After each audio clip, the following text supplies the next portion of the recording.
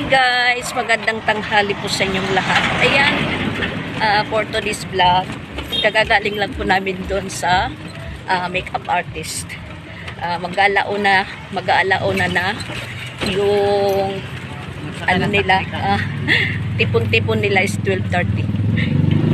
5 to 1 na. Kasi sabi, kahit kulang yung mag-uumpisa na po sila. Napakarami po nilang inanuhan, binikapan doon. 3 hair makeup yung nagtratrabaho doon. Isa dami-dami po nila, hindi nakakaya. Yan ang Kreslin nyo. Nagre-representa po siya ng Pilipinas. Hindi mo pambay na ako nakaliding Yung naiwan sa bahay, si Jing at saka si Sia. Si Papa Bits andon, pinaayos mo yung puso namin dahil wala kaming tubig. Mayroong puso. Mayroong puso, walang laman. Ayan, nag-umpisa na po yung nila Kreslin, yung pero pinapag-line up pa palabas dito. Magmamarcha pa po sila. Nandito si Kreslin. Dito lang sila Kreslin. Hindi na po makakalabas doon sa labas na maano pa sila sa araw. Kasi nakakawawa naman po yung mga bata. Yung mga makeup nila is masisira. Yan ang Kreslin nyo. Hi guys, hapon na naman.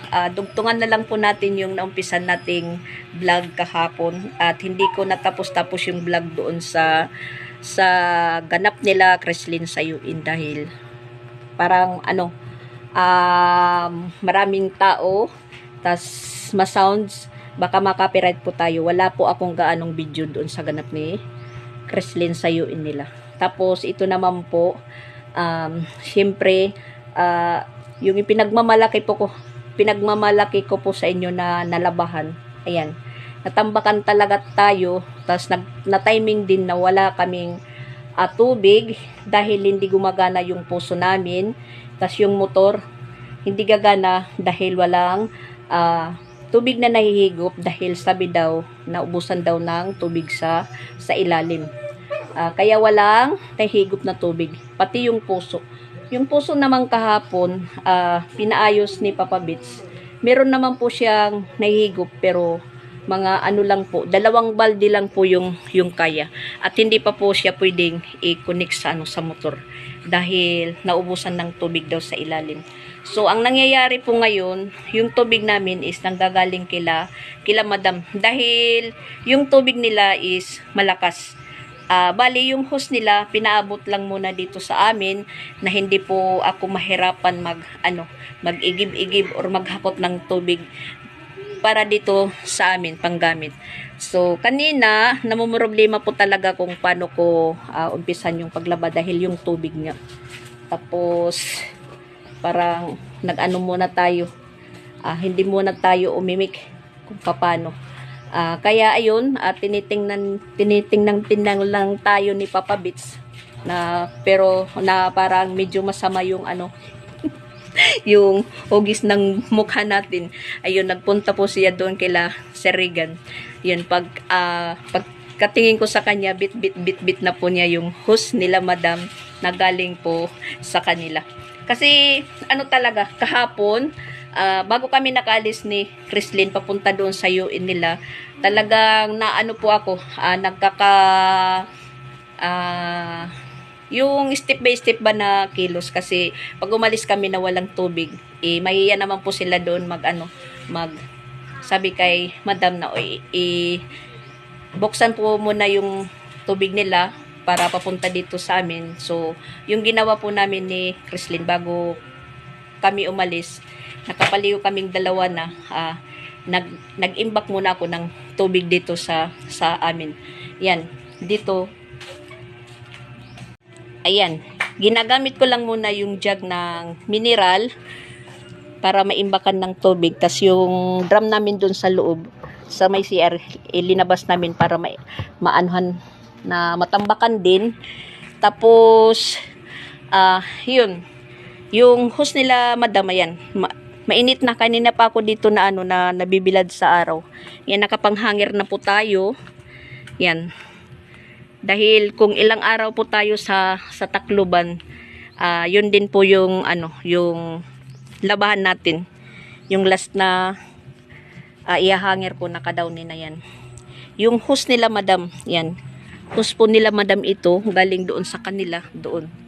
Kasi nung mag-umpisa pong mag-imbak ng tubig doon sa gilid ng nila, madam, puso.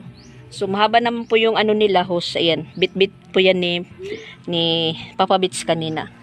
Na para dito, hindi na po kami maghakot-hakot. Yung hose po, umaabot po hanggang dito. So, yung mangyayari po, para sa CR na lang po ang namin, lalagyan ng tubig, tas sa lababo. Tas, bumili po kami kanina ng ni Papa Bits ito. Kasi sabi niya, habang hindi pa daw gumagana yung yung motor namin or puso, anuhan lang muna dito ng tubo. Yan, may tubo po dito na papunta dyan sa tangke namin, na pag magpapaagas po kami ng tubig mula doon kila madam, maanuhan din po ng ng tubig doon sa tangke. Tapos yung ending po, hindi po nagawa ito dahil andon may birthday po doon sa likod, na imbitahan si Papa Bits. Inaapura po ako kanina na bumili ng material para daw maikabit. Yun lang din ang resulta, hindi na trabaho dahil inimbitahan. So kasama naman po ako doon dahil sabi doon manananghalian. So nagpunta kami doon, tas kumain po ako. Syempre si Papa Bits nawili, andun na iwan. Hanggang dito pa yan mga hinangir ko sa likod. Tapos ayan, yung mga bata hindi pa yan nakakaligo dahil ako yung magpapaligo sa kanila kasi maraming tubig yung nasasayang. Tapos nagrelax lang muna tayo dahil nagumpisa po akong maglaba kanina pang umaga. Nagkakaputol-putol hanggang ngayon na papasado alas 2 na, mag alas 3 na anuan na po tayo ng sikat ng araw. Napapagtaguan na po tayo. Inaano ko lang, hinay-hinay lang po. Pahinga pag may time. Tas may inutos sa akin ni Mama Walin, yun. Kasi meron na pong nag-deliver dito ng ng simento. Ayan, simento, tapos yung kulang pa na steel bar. Nagpa-deliver na po si Mama Walin. Sorry po. Hinihingal po tayo. Nag-order na po si Mama Walin. Baka bukas or sa Martes, mag-umpisa na po. Gigibain na po ito. Gigibain na. I-renove, ayusin dito. Tapos parang i-atras po dito banda na makagawa po ng ng tatlong kwarto dito. Kasi dito po yung pinapaayos ni Jing kay Mama Walin, na para magkaroon po ng 3 kwarto na meron po para kay Mama Walin, tapos sa mga bata, tapos sa amin ni Papa Bits meron, or hindi naman kung wala naman po kaming kwarto, okay lang kasi pwede naman po kami dito sa labas. Mas gusto ko pang matulog sa labas kaysa sa kwarto.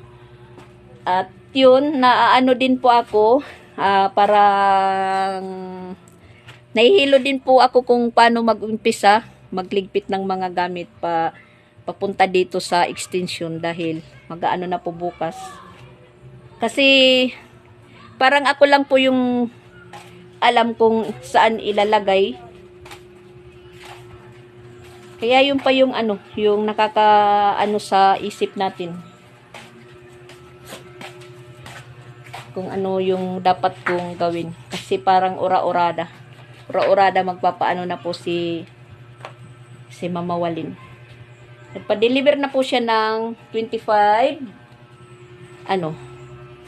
sak ng simento.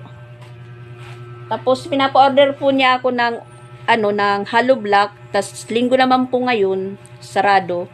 Tas kung makapag-order naman po ngayong araw, hindi pa rin ma-deliver. So, bukas na lang. Lunes.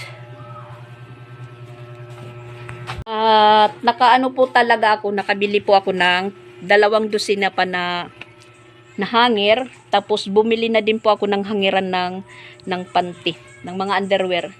Kasi nahihirapan po ako na walang hanger yung mga underwear.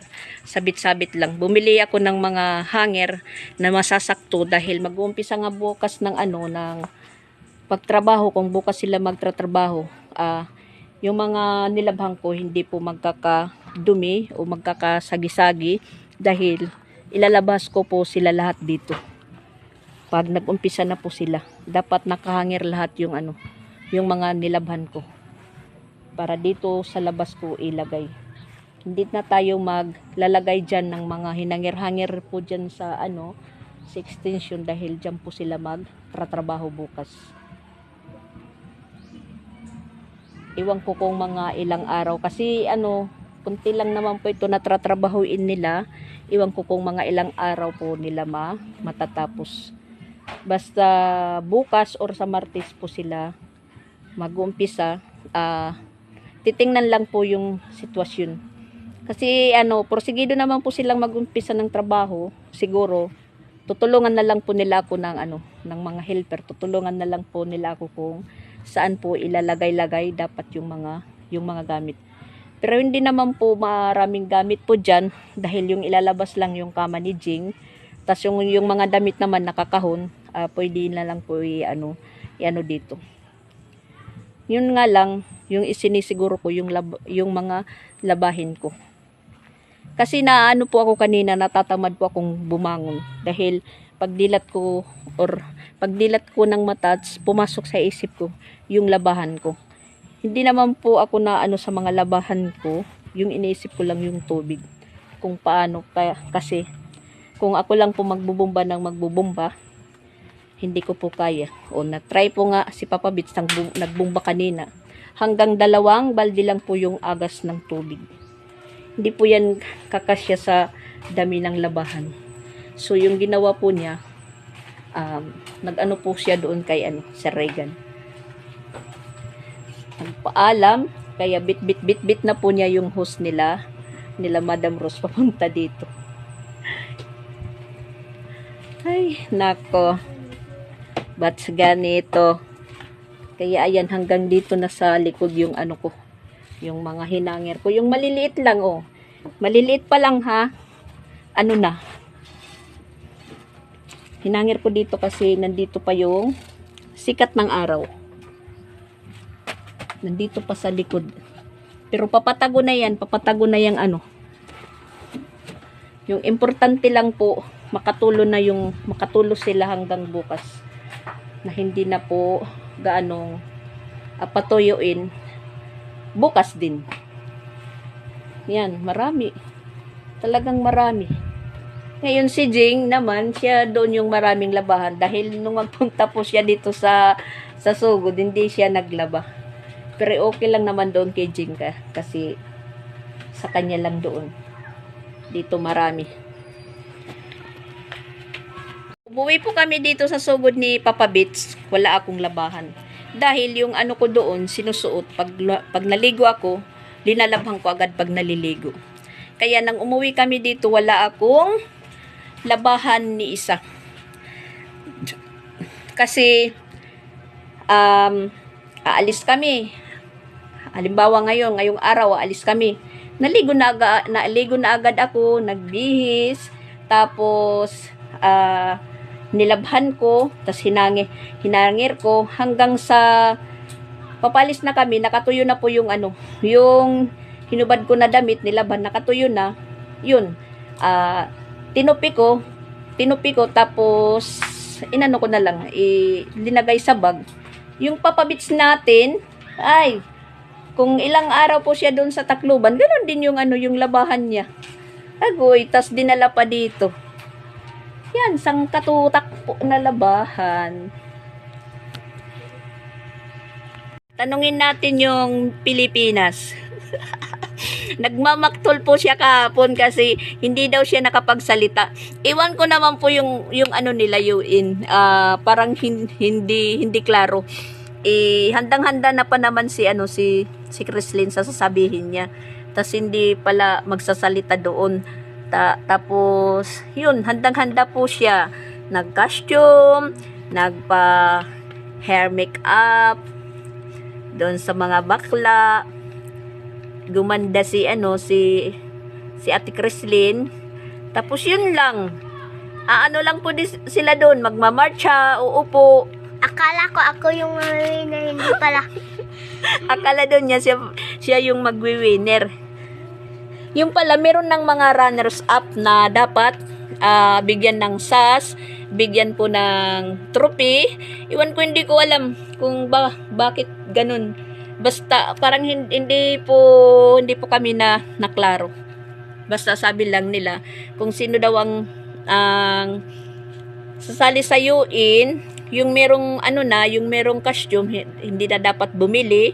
Tapos yung wala naman, hindi naman dapat din bumili kahit meron ka lang po diyan casual dress na ganun, na ang importante meron ka lang hinahawakan na kung anong lahi ka at saka flag. Importante may sas ka sa anong lahi at saka flag. Yung mama niya kasi gusto yung magkakaroon si Ate Chrislyn ng award. Yung pala wala. Pero marami po silang magagandang doon, costume, mga pinaghandaan. Kasi sabi naman po sa meeting, hindi naman po compulsory, majority, basta yung gusto lang, walang sapilitan. Gusto naman ni Ate Chrislyn na sumali, kaya ayun. Kahit ayaw ng mama niya, pinasali na din. Dahil pag grade 3, pag grade 4, sasali lang pa rin ako para ma-winner ako. At sabi naman po ng mga guro, mabuti na po yung ganon, yung habang bata pa yung mga bata or mga estudyante, nakakasali po sila ng ganon, mga activities, para hanggang sa paglaki nila, hindi na po sila mahiyain. Kaya nga si Ate Chrislyn, handang-handa na po siya. Yun lang. Umupo lang po siya doon. Tas nagmarcha. Napapagod pa naman po ako yun. Oo, napapagod. Yung mga classmate ko, nagsisinabi-sabi na sa akin na uuwi na daw kami. Sinasabi. Pero, yun lang, maraming mga kay Chrislyn. Kasi, kilala naman po si Chrislyn sa CIS. Nang makita po si Chrislyn, humanga po sila sa ayos ni Chrislyn kahapon. Ang ganda daw. Marami pong nagpapapicture po sa kanya. Para na po siyang artista kahapon. Pero ako, na po yung binti ko sa katatayo at saka susunod, sumasakit na po yung balakang ko. Hindi pa ako kumain. Anong oras pa lang kami umalis dito sa bahay? Natapos 4:00. Yun. Ginagawa na lang po ako ni Chrislyn na parang alalay. Tinatawag niya ako kinakawayan. Kinakawayan. Magsabi, bakit? Iinom siya ng tubig, iinom siya ng sito, ganon. Kung ano lang po yung hinihingi niya. Kasi, nagugutom na din po yan. Dahil, kumain lang po siya ng umagahan. Hanggang magpunta po kami dun sa mag-ayos niya, sa magmi-makeup. 10:00. Hindi na po siya makakain ng pananghalian dahil na po siya, naka-lipstick. Masisira daw po yung lipstick niya, hindi na po siya kumakain. Hanggang 4:00 yun. Di gutom ang inabot. Kaya paglabas ng gym, yun, maraming niya. Maraming pinabili, kumain. Kung nanonood po yung Ang anong nanonood? Sino? Kuan nga ni Mamunisit. Ah, si Mamunisit. Oh. Kung nanonood ko po Mamunisit, pag grade 3, pag grade 4, pag grade 5 ko sasali lang ako, hindi ako. Mahihiya. Oo. Yung ano? Kasi para ma-winner ako. Ano yan? Principal doon? Ah, okay. Salamat po, Principal, sa pangmigay sa amin ng mga candy. Ah, may ano pala sila kahapon, pag-giveaway. Sila lahat, binigyan po sila ng giveaway. Di rin po na zero. At ito pa yung nakakaano, nawala na sa isip. Yung ano pala niya, nag-post ako, ang picture, yung ano niya, yung plug pala niya, baliktad. Mabuti na lang po siya hindi na nagsalita kasi baliktad pala yung ano ya, yung ano niya, yung plug nang dahil na po sa kalilito, yun. Sa kalilito, hindi na hilo. Sa kalilito. Hindi na napansin yung plug ni ano ni Christine na baliktad pala. Sorry po sa mga nanonood na baliktad. Nabaliktad lang talaga dahil nalilito na po sila dahil ano na po, late na po kaming dumating dahil nagpipila na po sila, naglilinya na, nanawag na oh. Binigay ko na po siya sa ano, sa advisor po niya. Umalis po ako, naghanap po ako ng ano, ng hairpin para sa sas niya dahil wala pong pangkabit. Yun.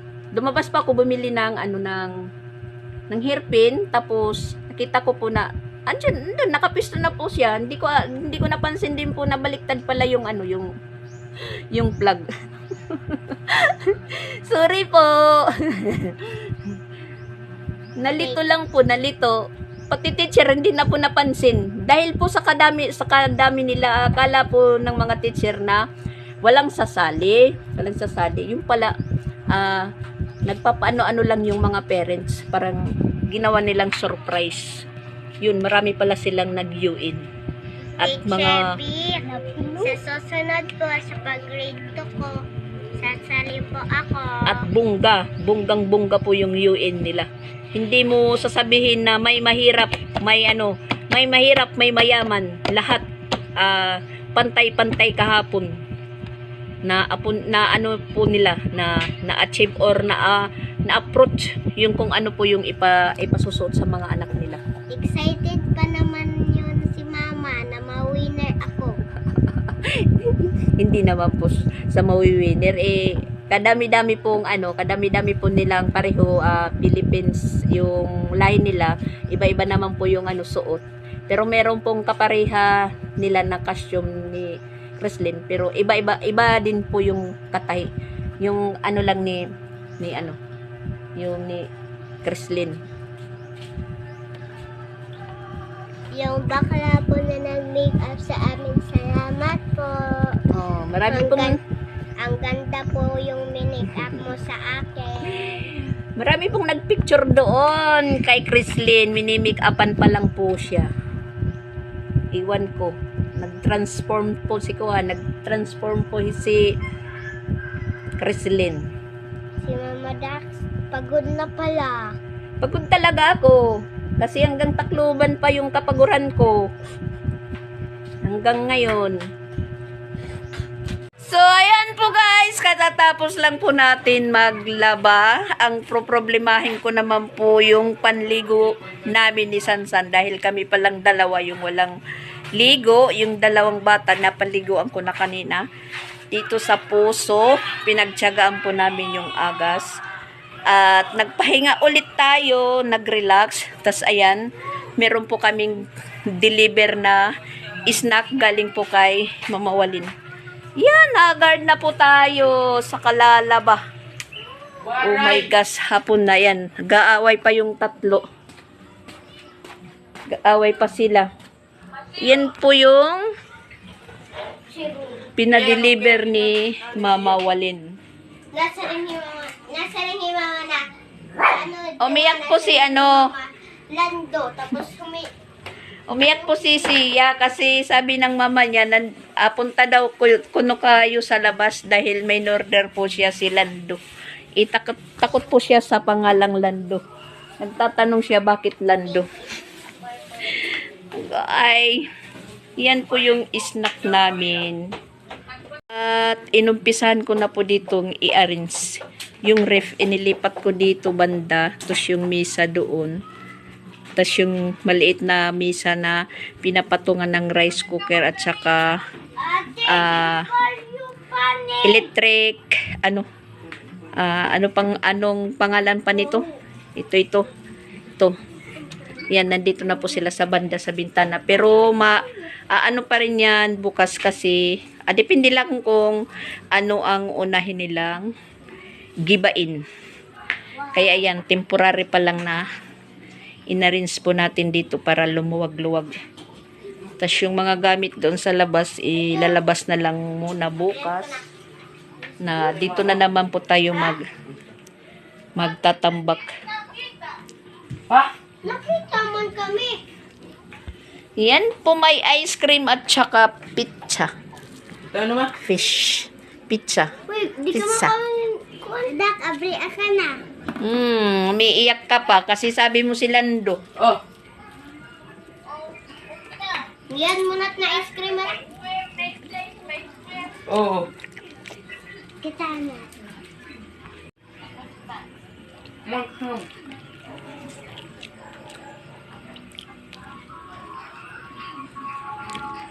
Kami lang kasi yung Papa Beach namin nandun sa birthday. Ice cream no na. Hay man ako tsara ni nga kuan.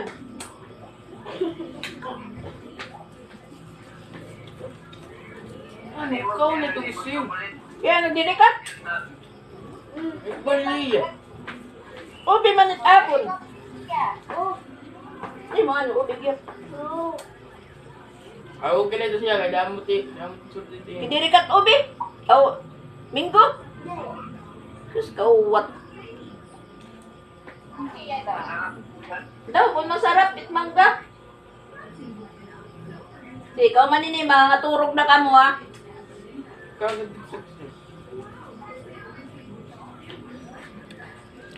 Ice cream. Pangpapawi ng pagod.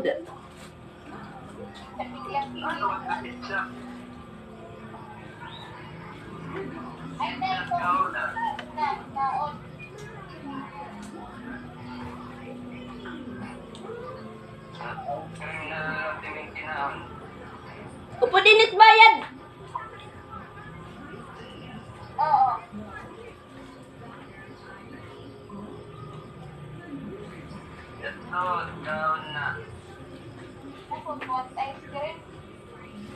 Gigi.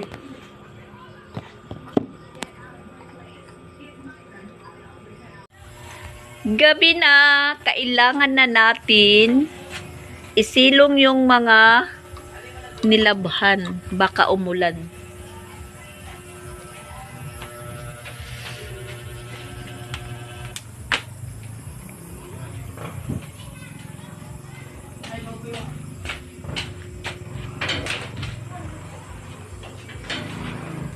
Ay, masakit sa likod. Yung kalaban po natin nito is yung ulan. I-ano lang muna natin. Ipasok lang muna natin. Bukas kung halimbawa mag-umpisa na po silang magtrabaho ay i-ano na lang po ulit. Ilabas.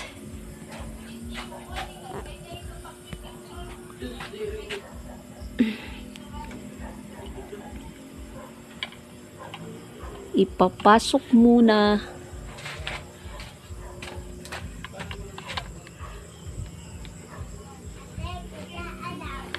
Aray.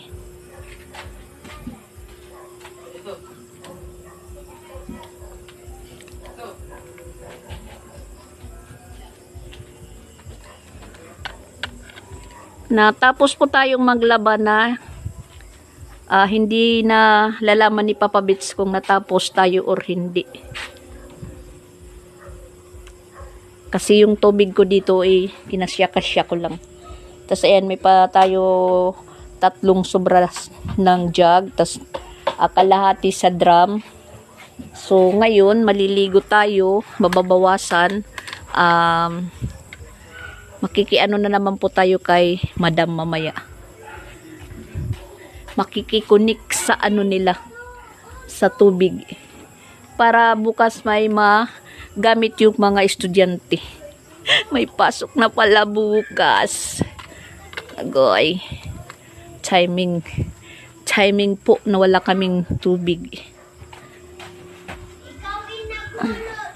Talagang mahirap ngayon ang sitwasyon.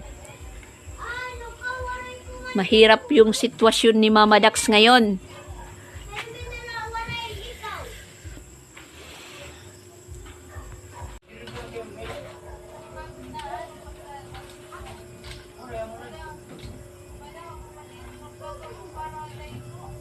Gabi na nakikita po yung nakikita pa yung liwanag ng langit. Medyo nakikita pa. Pero madilim na po yung kapaligiran.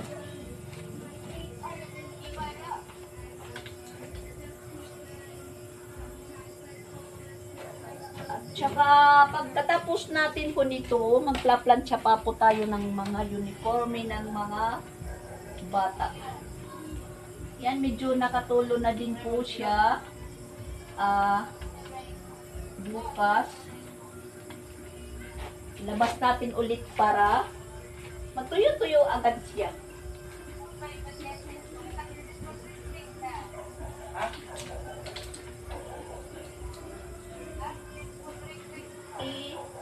Malak ko sanang hindi isilong.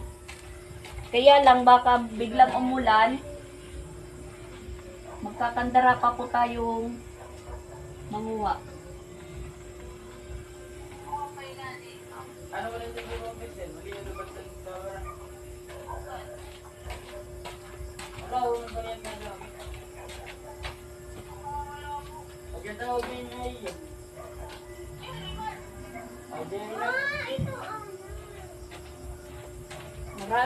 Maraming t-shirt na nilabhan.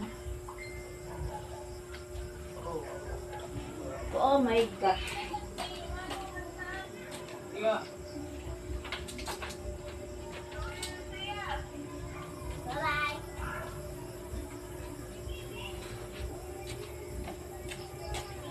Yeah.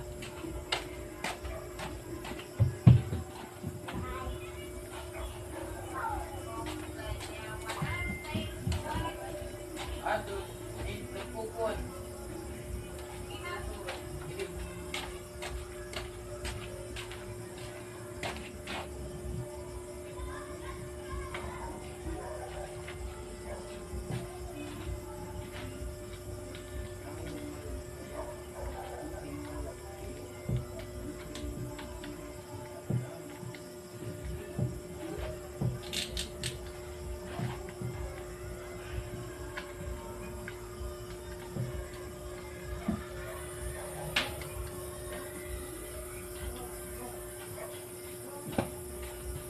Luna, pasok.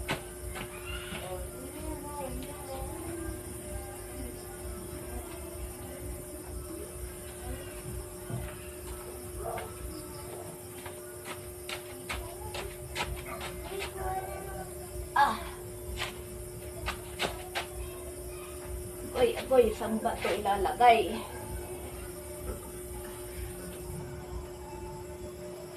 Yan. Oh my gosh. Natapos din.